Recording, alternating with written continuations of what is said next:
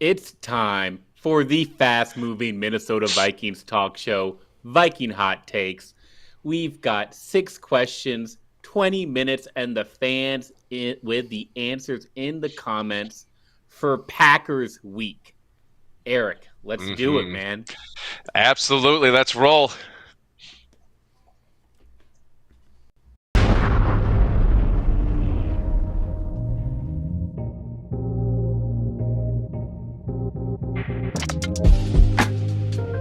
What's your take?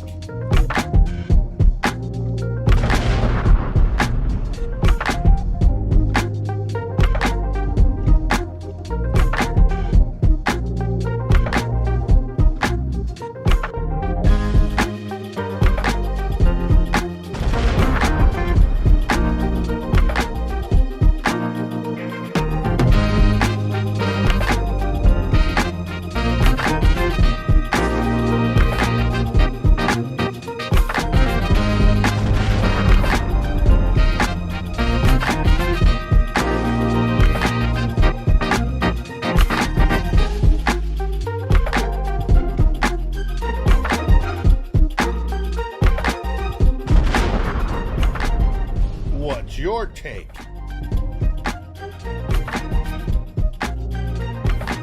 Let's go a Viking on Viking Hot Takes.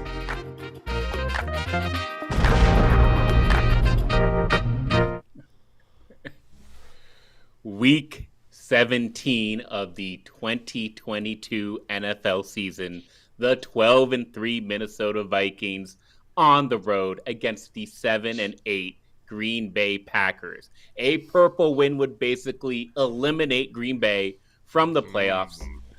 Eric, how you doing?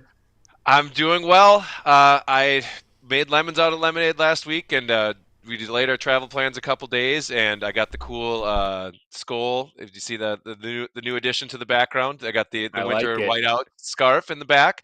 Yet another heart attack. It's like, what? Bring it on. What's another one? Like I feel like I've brought my kids to 2 games this year, and they just kind of think this is what happens all the time. Oh, look, he made a 61-yarder. That's fun. Yay, the Vikings won again. So, yeah, the Thompsons are 5-0 in attendance. So, like, I might have to find a way to get to this Let's playoff game. But go.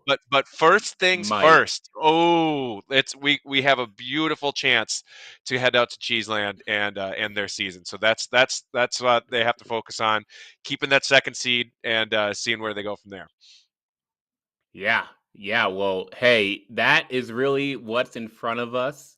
We're playing in that late afternoon slot. So let's get the time on the clock and start talking some Vikings football.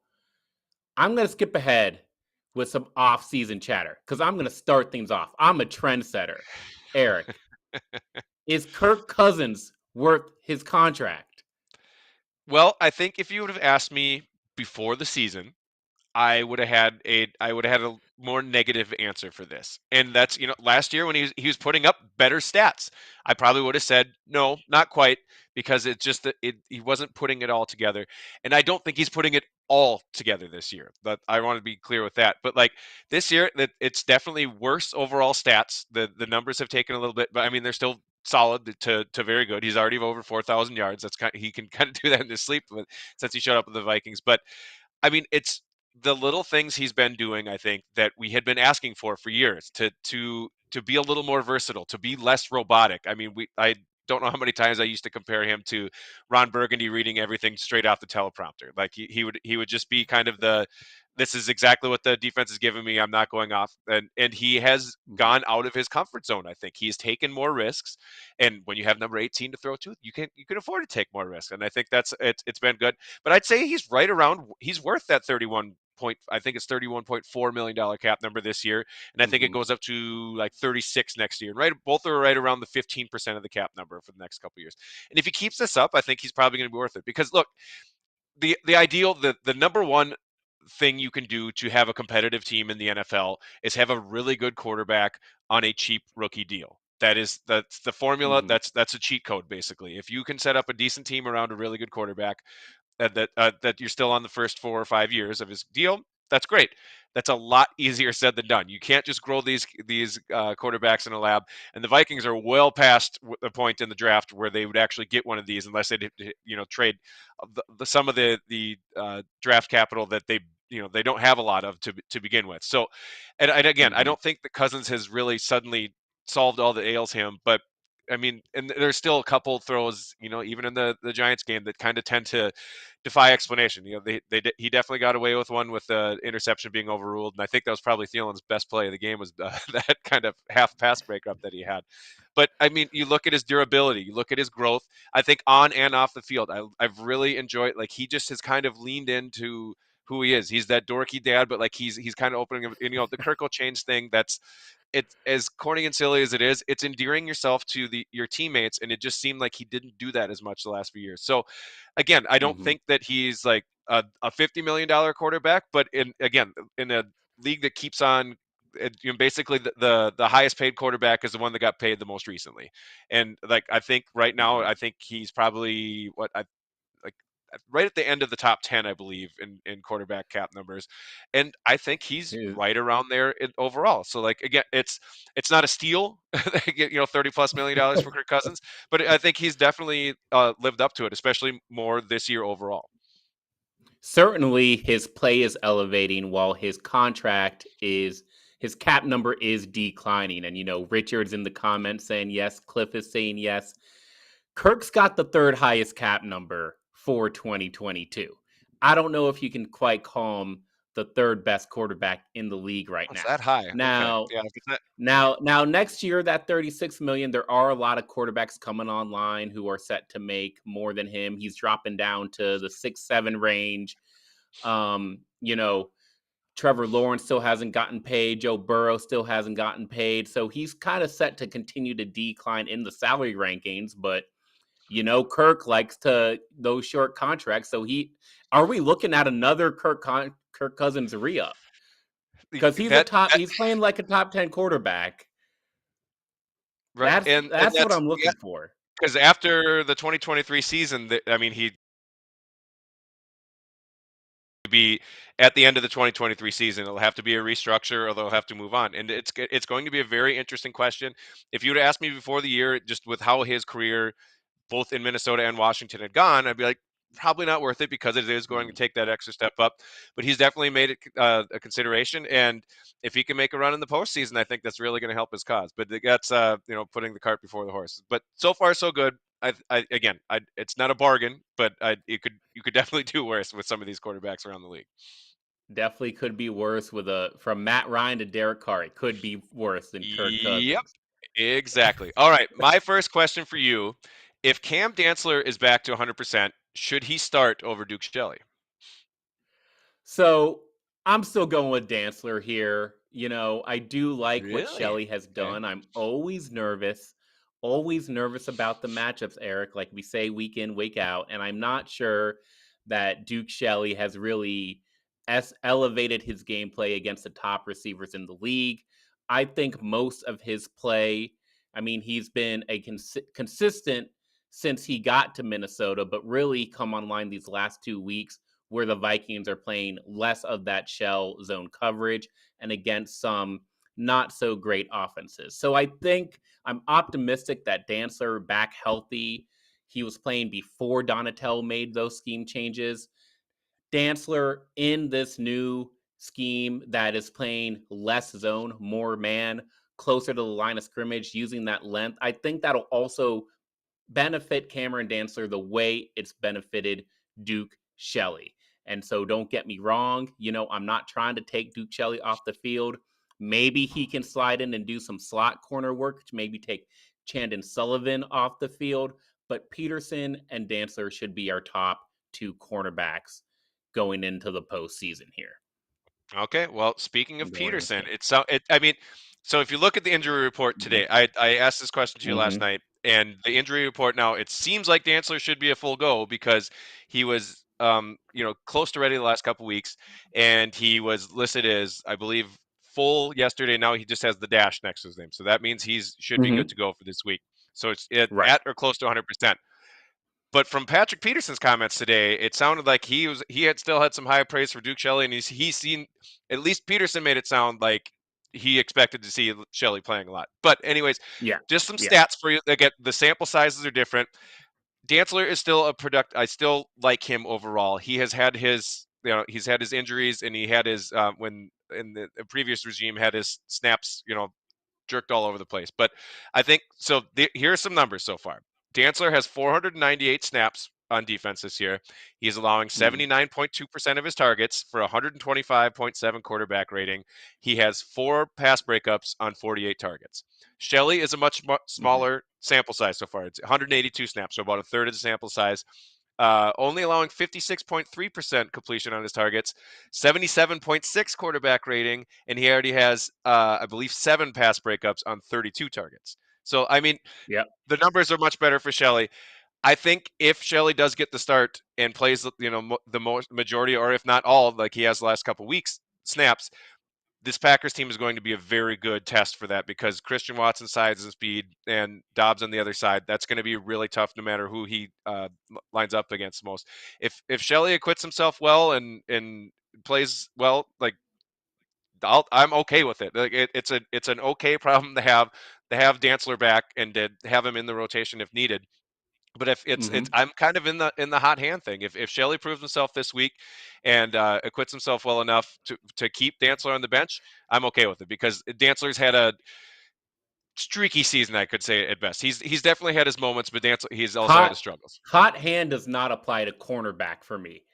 They are clearly, our top 3 corners right now: Peterson, Dantzler, Shelley. We all feel comfortable about that. If the Packers want to load up and go 2 tight end sets, and we're having to choose between Duke Shelley and Cam Dantzler, sure, maybe we have to consider which one to take off the field.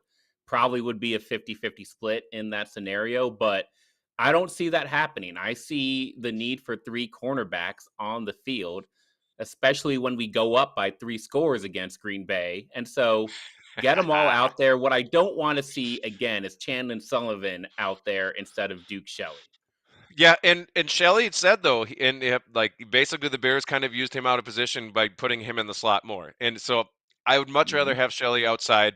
And yeah, Sullivan has been a weak point. Move You could Dantzler say. in the slot. I don't care. Yeah, try to. Okay, so what's your next question for me? This is another contract one. I get it. Justin Jefferson's next contract. Give me the numbers on it. How much is it going to be worth? I mean, it's going to be huge. Like, I think the negotiations start at $30 million a year, which is absolutely bonkers to think for a wide receiver, but it is a premium position, as so many people like.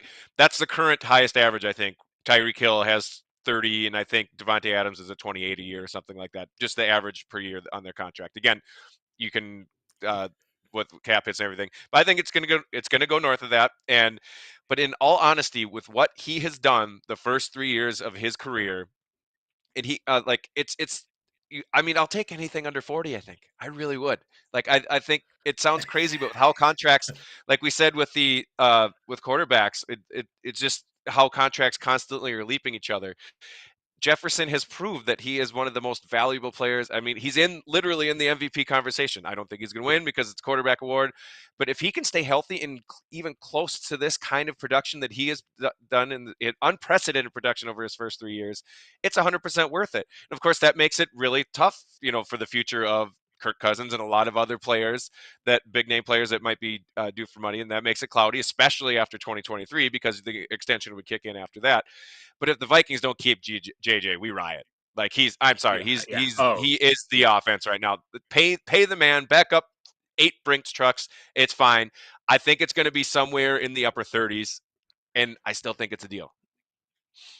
Yeah, and I kind of changed my answer. You were so convincing there, Eric. I can't imagine a different wide receiver saying, I'm better than Justin Jefferson, so I'm going to wait until he gets paid and then ask for more than him.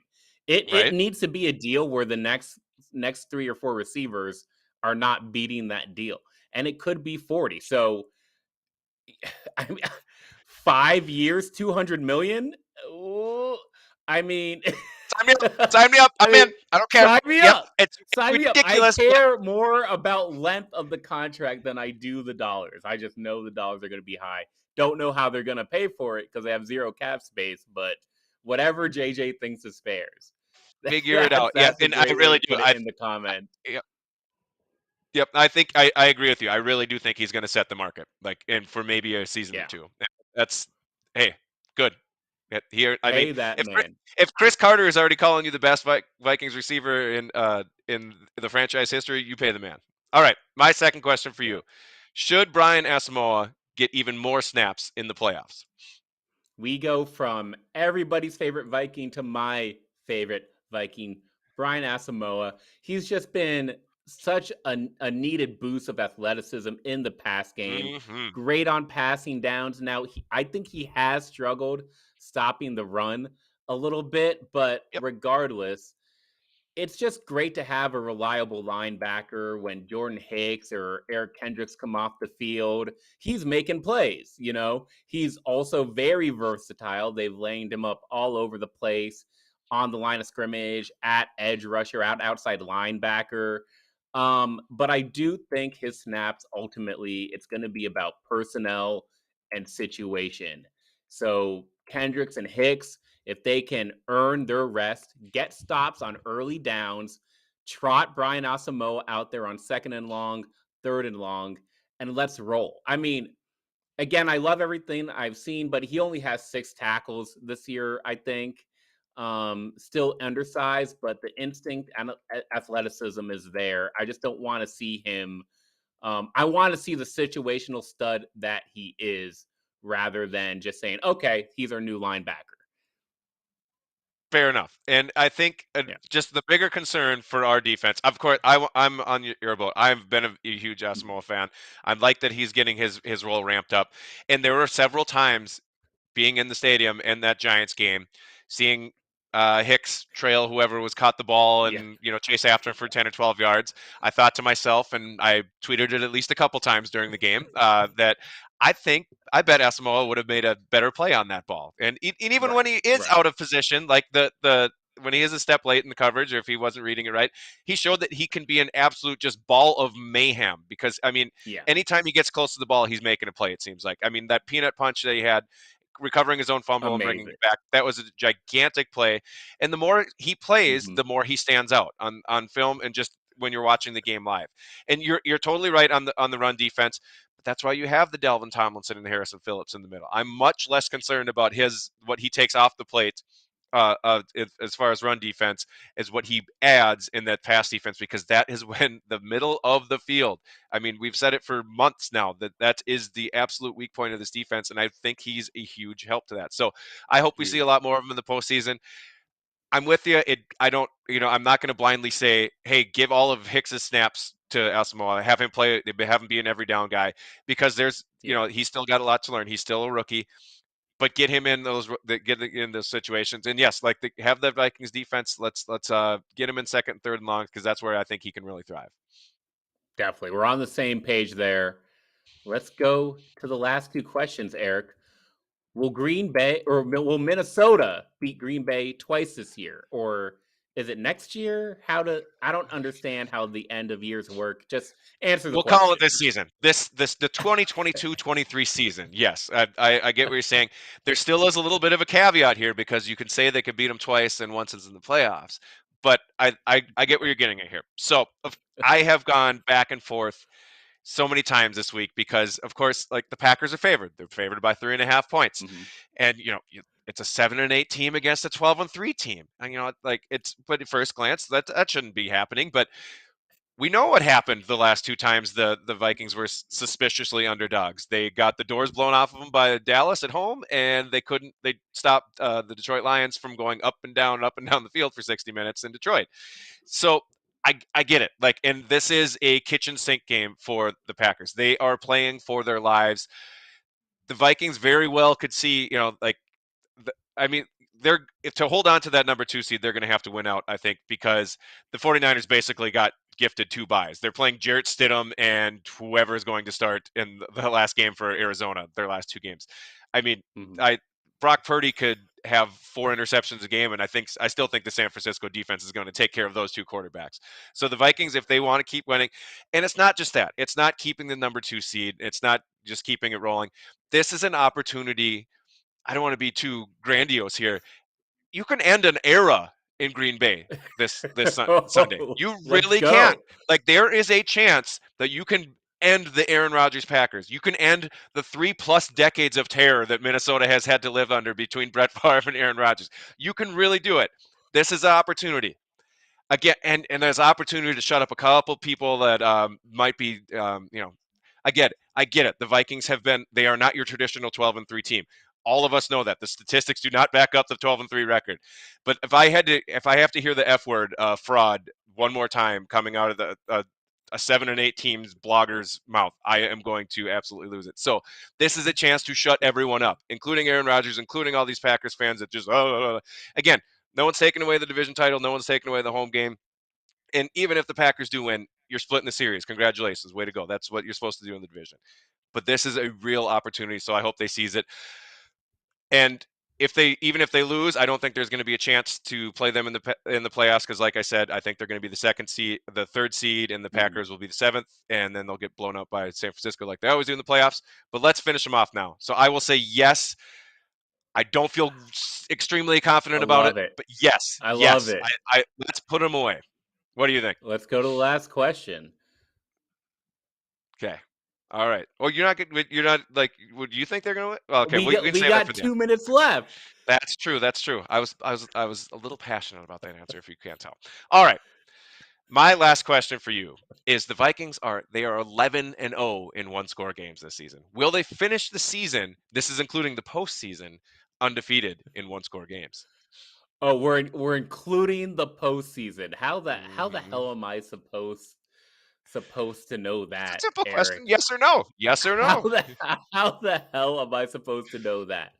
Regular season, I fully agree with you. Regular season, the short answer is there should not be another 1-score game in the Vikings regular season. So yes, it's 11-0, not 12-0, not 11-1, 11-0. We're done with 1-score games, in my opinion, for the regular season. Playoffs. If we do what we think we're gonna do, we're gonna be the 2 seed. We're gonna be Detroit. You're basically saying we're gonna beat Detroit or Washington, and then get blown out in the divisional. I don't like that either. I'm, I don't I'm like not that saying it. either. I say that's a question. I'm just saying, like, they're 11-0, and it's ridiculous how So they've done it no, so there far are this year. there But are more 1-score games to come. So buckle in. Let's go. But it won't be this game, because this game we're gonna earn rest for our starters. I hope you are right, because my heart could take a break. 11 1-score games is plenty. Let's win a blowout again. They already did it once. Their only Wow. non-1-score win is against the Packers. Let's do it again. A stumper of the last question, Eric. It's been a while. It's been a while before you got me like that. Yeah, we could What's the go. Okay, score? okay. Again, I went back and forth. I really did. And I originally, when I was going through my picks that I put online, I had the Packers, just because of the history of the underdog stuff and the fact they have I got 30-21 Vikings. I think the Vikings offense keeps rolling. That Jair Alexander is going to regret his comments in the media, and JJ and company are going to put it together and put him away. What do you got? See, now I got to read what Jair Alexander is saying, which I never thought I'd have to pay attention to that guy, but apparently he's got things to say. He called week 1 a fluke. Justin Jefferson's performance a fluke, because he hasn't done it the rest of the season or anything. Yeah, week 1 is a fluke. Great. Yeah. Great. Jair. Anyways, Jair, yes. we're going to know very early on, like we typically do with the Vikings. This is a game where you're on the road. You've got to get that first drive right. We've seen Kevin O'Connell scripted early in the season go down the field, get that 7-0 score on the board. And then if the defense can shape up and they're healthy now, I see an early lead. I see a 14-17 nothing lead in this game, maybe 14-7, 17-7. And then the Packers' run defense is their weakness. Yep. Just attack that. Dalvin Cook, Alex Madison, both involved. Secure that early lead. Go up 3 scores. Make the statement win. End the Aaron Rodgers era in Green Bay. And rest the starters in the fourth quarter.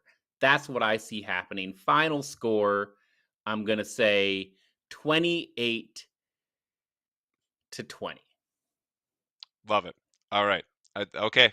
Thank you so much, Is that everyone, a one-score game? 28-17. There you go. I was gonna say you're gonna. Okay. I'll take a win. I'll take another heart attack if it means ending the Packers season. That's for sure. But yes, it would be nice to do it comfortably again, just like week 1. Nice bookends to the season there. Well, thank you, everyone. This was an outstanding. This would be an amazing game on Sunday afternoon. So, Dave, tell us what we got next for this week. What we have next is 2 old bloggers on Saturday at 4 o'clock Central, our normal time. Darren and I are going to be talking about our normal 3 themes. First one is we're discussing the Vikings rookies and how they've done, especially in the second half of this season. Are they going to be getting more playing time? Brian Asamoah is one of those. Our second theme, we're going to be talking about the Duke of Shelley. How the nice little man, he's reportedly 5'9", but Doogie Wolfson disagrees with that, says that's a stretch. On a good day, he's 5'9". Yeah. Slow down with the Duke Shelley hype. You don't get points for shutting down Michael Pittman. But he's going to, we're going to talk about him and how well he has done. I do like what he's done so far. That is nice to see. And of course, we're getting into the Vikings at Packers game preview, where we break both the teams down and see how we can beat them. And a flip was right on, right up the middle. Get that running game going, and they're weak in the middle. Go that way. Get the guys up there. That's all we got. And Skull Vikes. Let's end an era, like Eric said. Just want to take y'all back to that moment in the show, because it's been all downhill from there. He stumped me. Yeah, in the era, and make them start playing back in Milwaukee again. There we go. I love that. Is music to my ears. Thank you, everyone in the comments. Some excellent commentary during the show. Skull Vikes. Skull. Skull Vikings.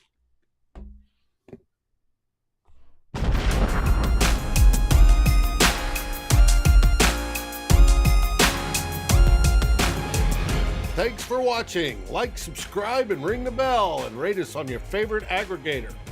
And a special shout out goes to our partners, the Daily Norseman, where the best Vikings content can be found, and to Lake Monster Brewing, home of the best beer in Minnesota. Skol, everybody.